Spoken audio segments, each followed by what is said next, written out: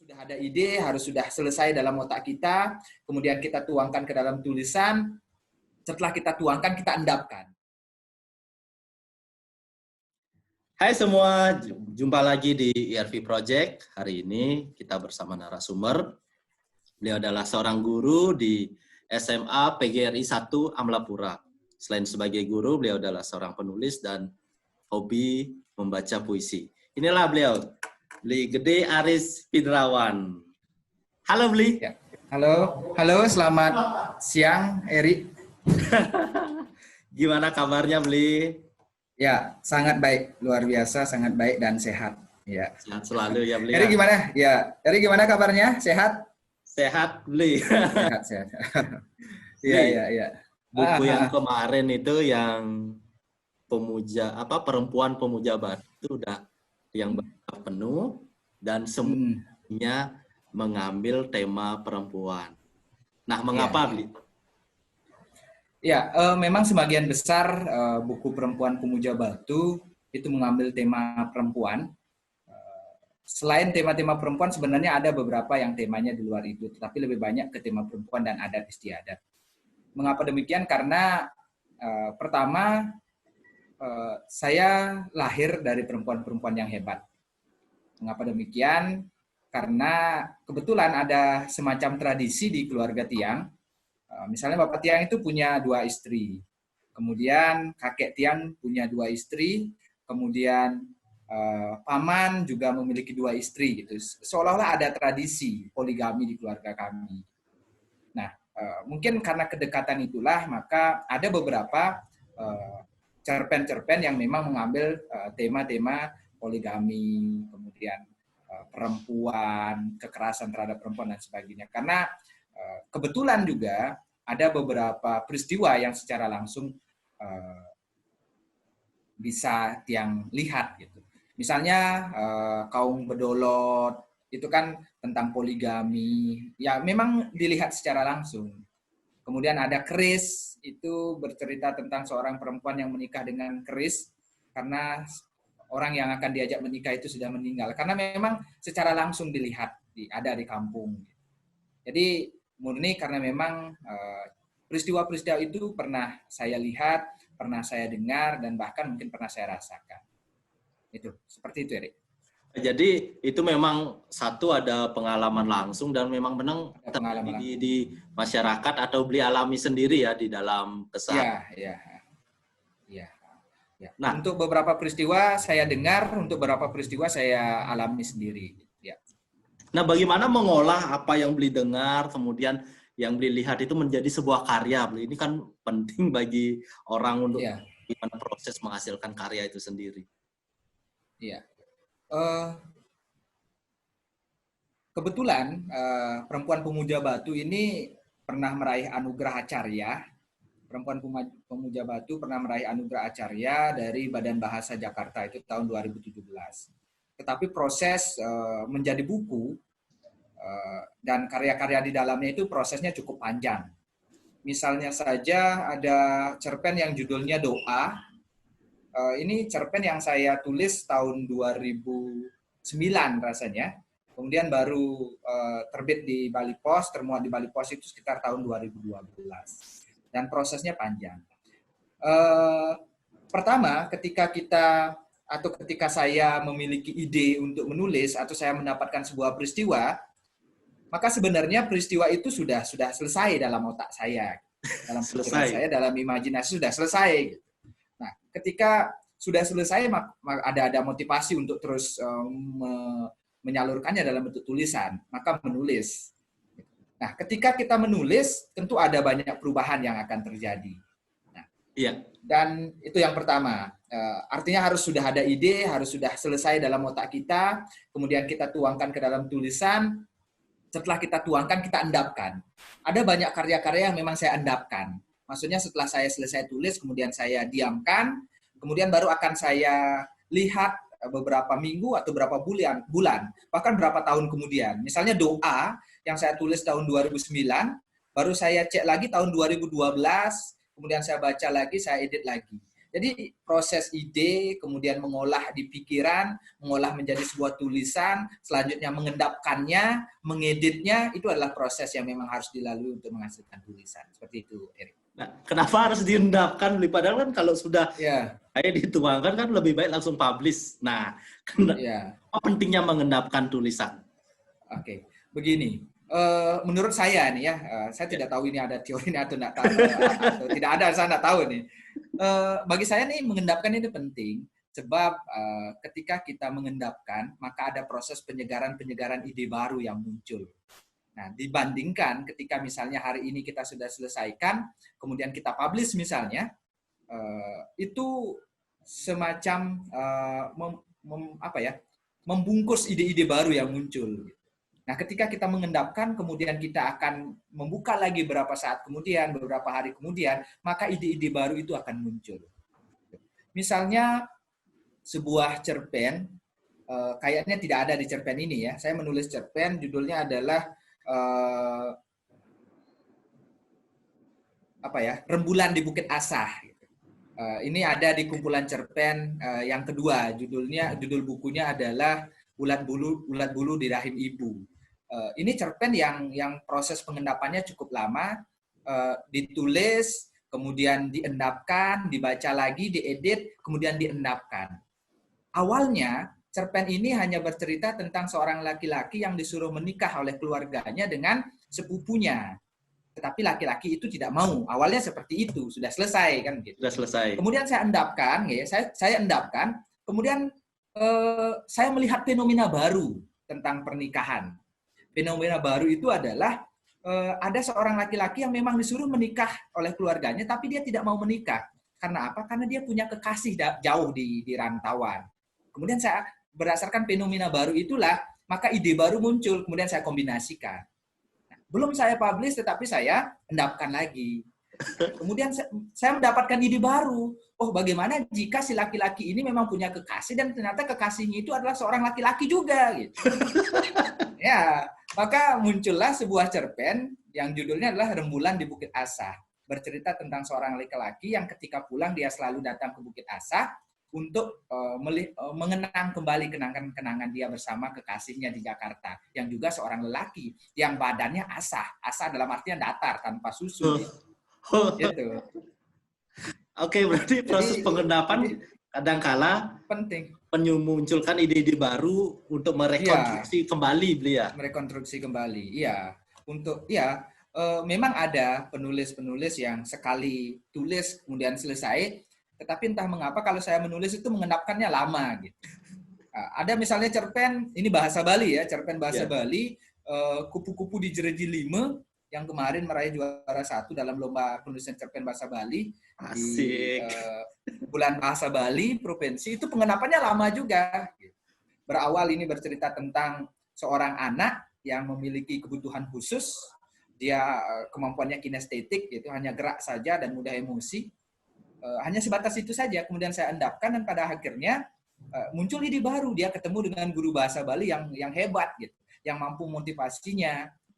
Dia ketemu dengan pelukis yang juga mampu motivasinya, sehingga dia muncul menjadi orang yang populer gitu misalnya. Jadi proses pengendapan itu penting. Dalam proses itu akan ada ide baru sehingga kita bisa merekonstruksi ulang cerita kita lebih padat, kemudian lebih bergizi lah dalam tanda kutip. Gitu kira-kira lah.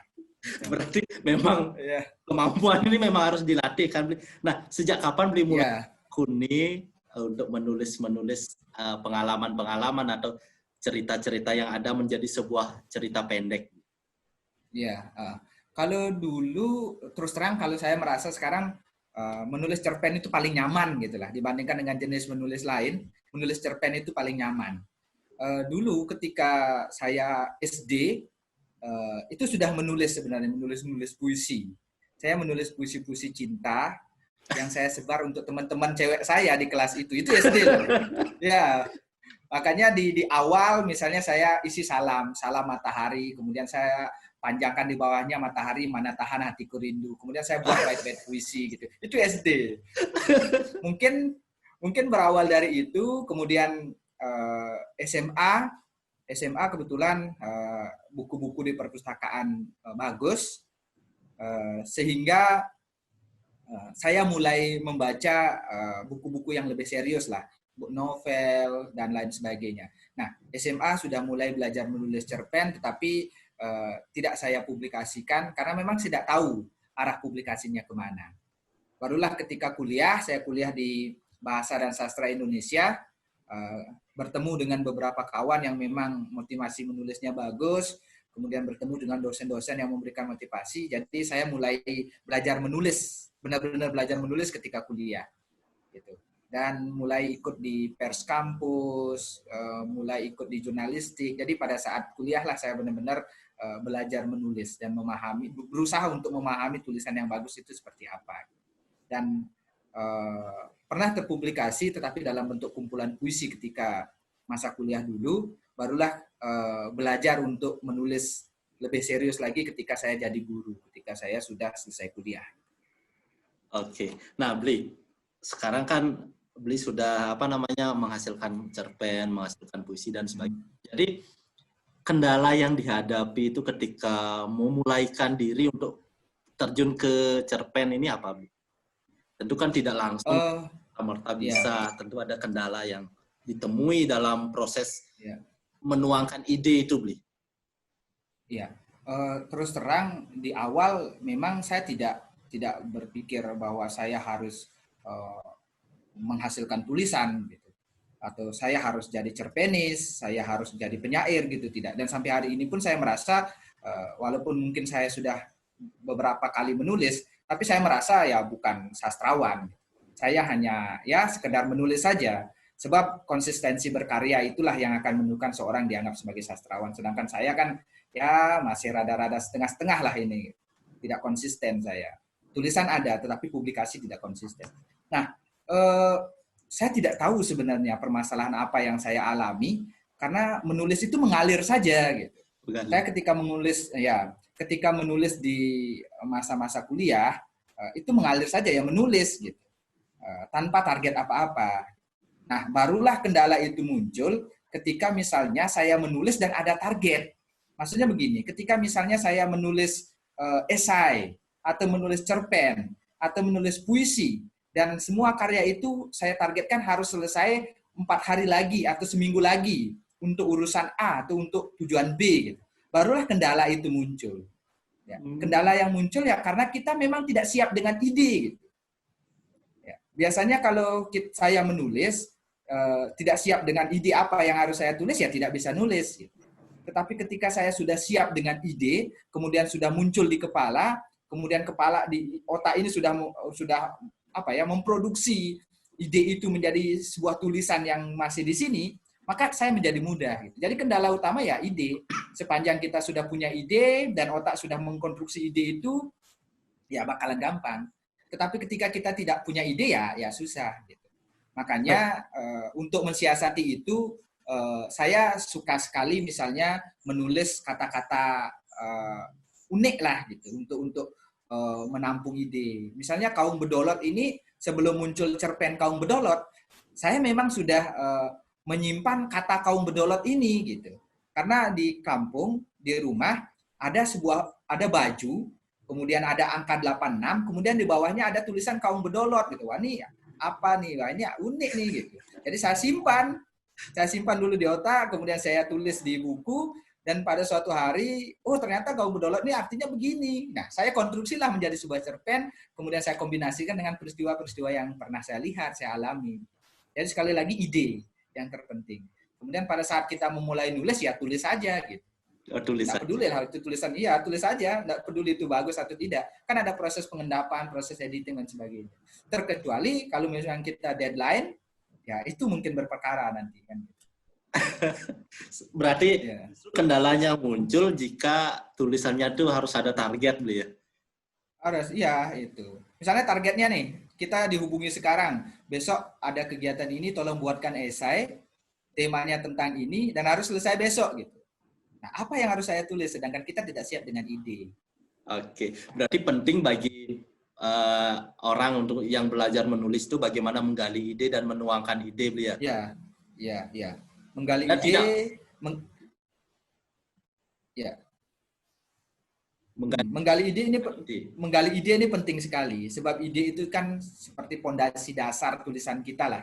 Ketika punya ide yang kuat, maka tahapan berikutnya ini pasti akan sedikit lebih enteng lah dibandingkan dengan tidak ada ide sama sekali seperti itu. Nah, bagaimana agar ide kita itu tidak kadaluarsa, Bli? Ya, berkaitan dengan ide, ya, apakah ide itu relevan dengan kondisi saat ini atau tidak, begitu misalnya. Kalau kita berbicara tentang tulisan populer seperti berita, maka ada siasat yang bisa dilakukan, maka berita itu atau informasi itu bisa kita tulis dalam bentuk berita kisah atau pictures, kan gitu. Itu strategi saja. Ada sebuah peristiwa, agar peristiwa itu atau informasi itu tetap menarik untuk dibaca pada hari-hari berikutnya, bulan-bulan berikutnya, ya kita harus menulisnya dalam bentuk pictures, kan gitu.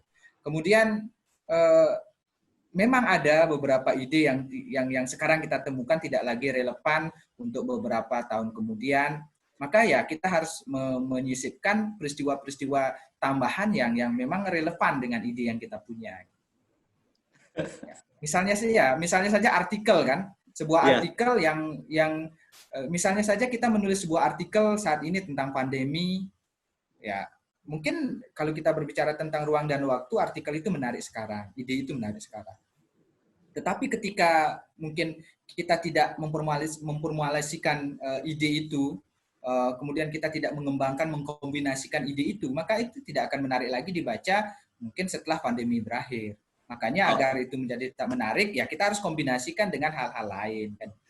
Oke, berarti tetap mengkombinasi ide itu sangat penting sekali, Bli. Nah, ini Bli, sekarang bagaimana perasaan Bli ketika cerpen ataupun bukunya mendapatkan anugerah Acarya 1 itu, Bli?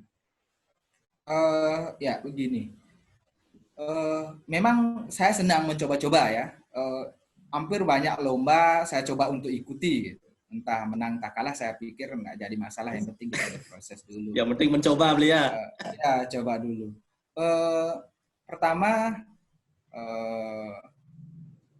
anugerah Acarya saya pikir ini sangat-sangat istimewa bagi saya karena lingkupnya nasional, itu yang pertama. Kemudian hadiahnya juga lumayan pada saat itu kan itu, makanya cukup berkesan lah bagi saya.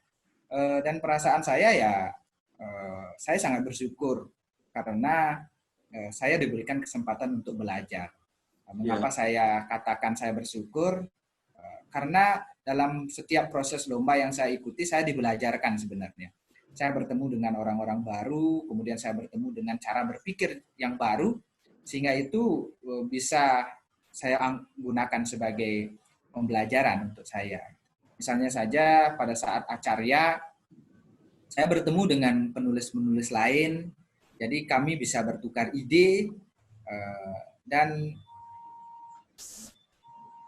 itu bisa menjadi pembendaharaan ide-ide saya nanti ke depan. Seperti itu. Oke, nah Bli, ini terkait dengan profesi Bli sebagai guru. Nah, bagaimana Bli melatih siswa agar bisa ya sedikit tidaknya seperti jejak langkah gurunya? Bagaimana bisa menulis pen atau puisi? Triknya gimana, Bli?